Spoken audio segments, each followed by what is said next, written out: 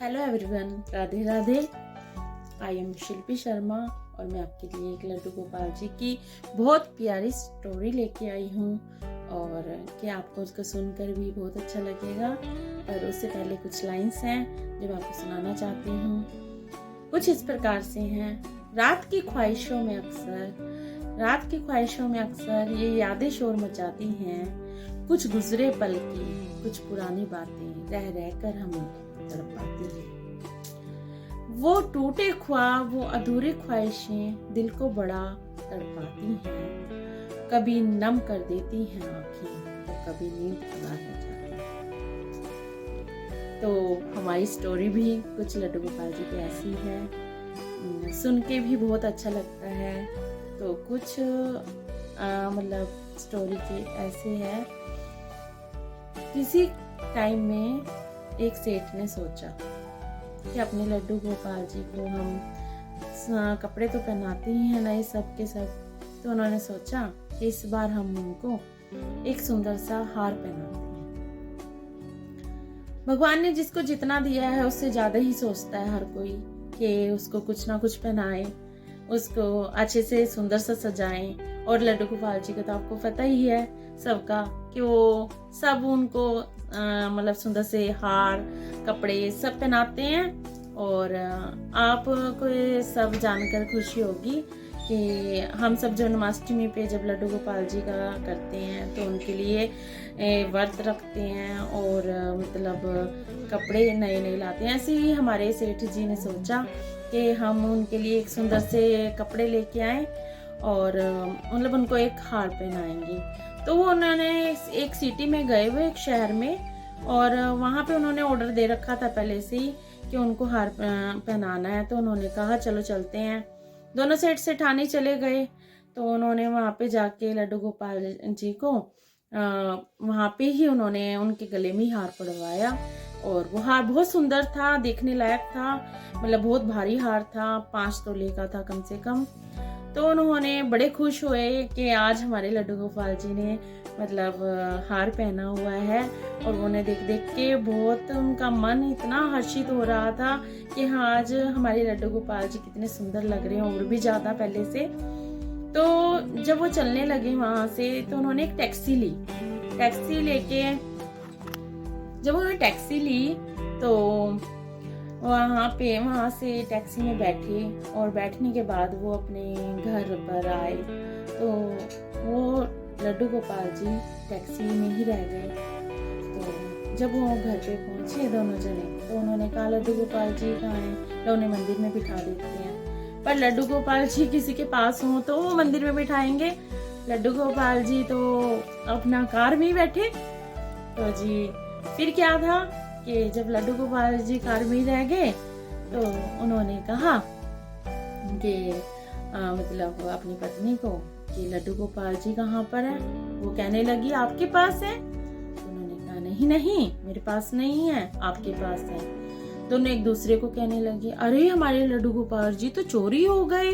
उन्होंने कहा कि चोरी हो गए क्योंकि उनके गले में तो उन्हें लड्डू गोपाल जी की नहीं थी, उन्हें हार की परवाह थी कि उनके गले में हार पड़ रहा है तो हमारे लड्डू गोपाल जी को किसी ने चुरा लिया। तो कह रहे हमारे तो लड्डू गोपाल जी चोरी हो गए। वो गए थाने में पुलिस में रिपोर्ट लिखवाने। उन्होंने वहाँ पुलिस में रिपोर्ट लिखवाई, बड़े दुखी बेचारे कि हमारे तो लड्डू गोपाल जी चोरी हो गए, हमें तो बड़ा दुख है, हम कहाँ ढूंढे। चलो काफी दिन बीतते चले गए तो ऐसे ही टैक्सी वाले के साथ हो गया। उसे लड्डू गोपाल जी मिलने के बाद उसने सुबह सोचा कि अब तो रात हो गई है, रात होने के बाद सुबह को पूछूंगा किसके लड्डू गोपाल जी हैं ये, वो बड़े सुंदर हैं। तो उसने जहां जहां सबको छोड़ा था ना जिस जगह पे वहां उसने सबको पूछा कि किसके लड्डू गोपाल जी हैं ये। सबने कहा कि हमारे नहीं है। उसने लड्डू गोपाल जी के आगे हाथ जोड़े और कहा हे प्रभु आप ऐसा करो, आप कहाँ जाओगे, कोई आपको लेने नहीं आया, इसलिए आप मेरे घर में ही अपना आसन विराजमान करिए और आप मेरे घर में ही रहिए, मैं आपको अपने घर पे लेके चलता हूँ। तो उन्होंने कहा ठीक है, क्या मुझे अपने घर में लेके चल, मैं आपको अपने घर में लेके चलता हूँ, और इससे अच्छी मुझे खुशी की क्या बात होगी कि आप मेरे घर में रहोगे। इतना वो लड्डू गोपाल जी से कह रहा था। जैसे वो अपने घर लेके गया तो सोचने लगा, अरे मैं लड्डू गोपाल जी को लेके तो जा रहा हूँ, पर मेरी पत्नी बिल्कुल पूजा पाठ में नहीं है। वो लड्डू गोपाल जी को देख के पता नहीं क्या कहे। उन्होंने कहा चलो कोई बात नहीं, मैं तो करूँगा। उसने कहा, जैसे ही उसने बेल मारी तो उसकी वाइफ निकल के आई, मतलब पत्नी। तो उन्होंने कहा कि मतलब जैसे उनके हाथ में लड्डू गोपाल जी देखे तो वो एकदम मंत्रमुग्ध हो गई। तो उसे बड़ी खुशी हुई कि लड्डू गोपाल जी को देख के। तो उन्होंने अपने मंदिर में उनको स्थान दिया और उनकी पूजा पाठ करनी शुरू कर दी। तो उनके थोड़े दिन ही हुए थे उनको पूजा पाठ करते करते। उनके घर में संतान नहीं थी, भगवान ने उनको संतान योग दे दिया। उनके घर में अखानंदी आने लगी, मतलब वो बहुत खुश होने लगी। ऐसे ही कुछ टाइम बीतता चला गया तो सेठ जी का आना फिर उसी शहर में हो गया। जैसे ही सेठ जी का आना उस शहर में हुआ तो अचानक कहते नहीं है, किस्मत पलट जाती है। कहीं किसी को कोई उसी टाइम मिल जाता है बिछड़ा हुआ, कभी मतलब एक भगवान ने एक लिंक बनाया होता है किसी ना किसी को आपस में जोड़ने का। तो वही टैक्सी ड्राइवर एक दिन मिल जाता है सेठ जी को, और कहते नहीं है कि भगवान ने जब उन्हें अपने पास बुलाना वो इंसान को तो बुलाते ही रहते हैं। तो क्या था, वो टैक्सी ड्राइवर मिल गया। और उस दिन क्या था, मौसम ऐसा खराब हो गया एकदम कि बस बारिश इतनी तेज हो गई कि सारी जगह पानी पानी हो गया। सारी दुकानें बंद पड़ी थी, सारा शहर बंद हो गया। तो वो कह रहा है रात होने को थी बहुत ज्यादा। तो उन्होंने कहा, सेठ जी आप कहाँ जाओगे, आप ऐसा करो जब बारिश रुक जाए तो कोई होटल कर लेना, इस टाइम आप मेरे घर पे चलो। तो सेठ के पास और कोई समाधान भी नहीं था जाने का। तो उसने कहा चलो ठीक है, मैं तुम्हारे घर चलता हूँ। इतना कहकर सेठ जी उसके घर चले गए। जैसे ही सेठ जी उसके घर गए तो बैठे जाके, तो उसकी पत्नी उनके लिए नाश्ता पानी लेकर आई। तो उसका ध्यान एकदम लड्डू गोपाल जी ने अपनी तरफ आकर्षित करना शुरू कर दिया। तो मतलब जैसे उनका ध्यान अपनी तरफ आकर्षित हुआ तो वो कहने लगा कि भाई कि मेरा ध्यान तो बार बार उधर की तरफ जा रहा है, ऐसा उधर क्या रखा है। तो उन्होंने कहा वहाँ हमारा बहुत अच्छा मंदिर है, तो हम वहाँ पूजा पाठ करते हैं। तो उन्होंने कहा अच्छा मैं देख सकता हूँ तुम्हारा मंदिर। तो उन्होंने कहा हाँ जी आप बिल्कुल देख सकते हो।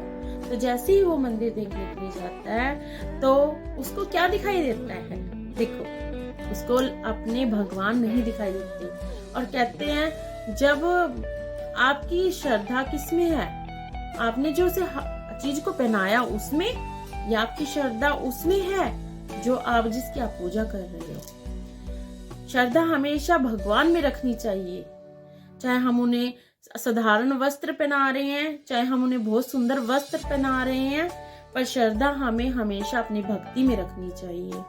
तो ऐसी ही श्रद्धा उसकी अपनी भक्ति में नहीं थी, उसने जो हार पहनाया उसमें थी। तो उसने क्या देखा कि वो हार, फिर उसको पता चल गया कि तो लड्डू गोपाल जी मेरे ही हैं जो गुम हो गए थे। तो उसने पूछा कि तुम्हें कहाँ पर मिले ये लड्डू गोपाल जी। तो उसने कहा ऐसे करके मेरी गाड़ी में किसी के लड्डू गोपाल जी रह गए थे, मैंने सबसे पूछा पर किसी ने ये नहीं बताया कि मेरे हैं, सबने मना कर दिया। मैंने सबसे पूछा, फिर मैं इनको अपने घर ले आया। तो जब सेठ जी ने देखा कि इनकी तो खूब अच्छी तरह पूजा पाठ हो रही है और हार इन्हीं के गले में पड़ा हुआ है, तो उन्होंने उन्हें कुछ नहीं बताया कि लड्डू गोपाल जी मेरे हैं या उनके गले में सोने का हार पड़ा हुआ है, कुछ नहीं बताया। ना तो उस टैक्सी ड्राइवर को ये पता था कि उनके गले में कि गोल्ड का हार है। तो वो अपने पूजा अपने श्रद्धा से करे जा रहा था, उसे ना तो इससे था कि इनके गले में क्या है या कुछ है। फिर उन्होंने देखा कि इनकी तो पूजा पाठ हो रही है, तो अपनी पूजा पाठ करा रहे हैं। उन्होंने क्या करा कि चलो भाई चलते हैं। जैसे ही थोड़ा सा मौसम ठीक हुआ, वो वहां से निकलने लगे।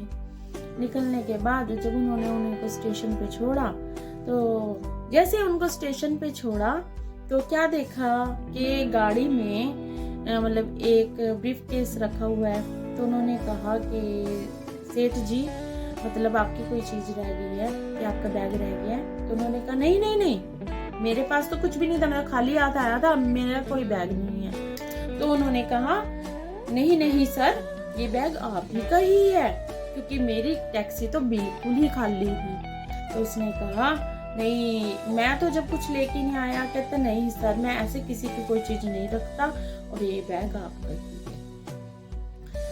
तभी जब उनके हाथ में बैग थमा दिया टैक्सी ड्राइवर ने, तो जैसे उसने बैग को खोल के देखा सेठ ने, तो जितने का वो हार उतने बैग में पैसे थे।